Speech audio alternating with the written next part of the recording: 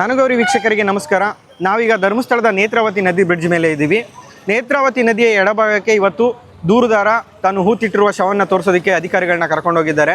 ಈಗ ನೀವು ನೋಡ್ತಾ ಇರ್ಬೋದು, ಇದು ನೇತ್ರಾವತಿ ನದಿಯ ಎಡಭಾಗದಲ್ಲಿ ಪರಿಶೀಲನೆ ಇವತ್ತು ಅಂದರೆ ಅಸ್ಥಿಪಂಜರಗಳ ಪರಿಶೀಲನೆ ಕಾರ್ಯ ನಡೀತಿದೆ. ಇದು ಭಾಳ ಕ್ಲಿಷ್ಟಕರವಾದ ಕಾರ್ಯಾಚರಣೆ ಇವತ್ತು ಇಲ್ಲಿ ನಡೀತಾ ಇದೆ. ಯಾಕೆಂದರೆ ಮನುಷ್ಯರು ನಡ್ಕೊಂಡು ಹೋಗೋದಕ್ಕೂ ಕಷ್ಟವಾಗಿರುವಂಥ ಜಾಗದಲ್ಲಿ ಒಂದು ಸಣ್ಣ ಬುಲ್ಡೋಜರ್ನ ಅಧಿಕಾರಿಗಳು ತೊಗೊಂಡೋಗಿದ್ದಾರೆ. ಕಾರ್ಯಾಚರಣೆ ನಡೀತಾ ಇದೆ.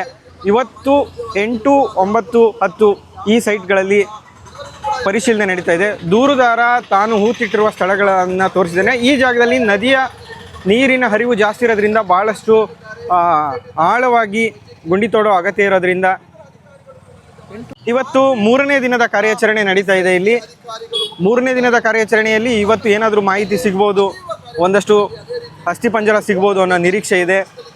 ಭಾಳಷ್ಟು ಜನ ಅಂದರೆ ಧರ್ಮಸ್ಥಳ ನೇತ್ರಾವತಿ ನದಿ ಬ್ರಿಡ್ಜ್ ಮೇಲೆ ನೀವು ನೋಡ್ಬೋದು, ಭಾಳಷ್ಟು ಜನ ಸೇರಿದ್ದಾರೆ. ಇಲ್ಲಿ ಎಲ್ಲರಿಗೂ ಕುತೂಹಲ ಇದೆ, ಇವತ್ತು ಏನಾದರೂ ಸಿಗುತ್ತಾ, ಅಸ್ಥಿಪಂಜರ ಕಾಣಿಸುತ್ತಾ, ಧರ್ಮಸ್ಥಳದಲ್ಲಿ ಬಂದಿರೋಂಥ ಆರೋಪ ನಿಜನಾ ಏನು ಅನ್ನೋದ್ರ ಬಗ್ಗೆ ಭಾಳಷ್ಟು ಜನ ಕುತೂಹಲದಿಂದ ಇಲ್ಲೆಲ್ಲ ನೋಡ್ತಿರೋದು ನೀವು ನೋಡ್ಬೋದು. ನಮಗೂ ಸಾಕಷ್ಟು ನಿರೀಕ್ಷೆ ಇದೆ, ಏನಾಗುತ್ತೆ ಕಾದು ನೋಡೋಣ.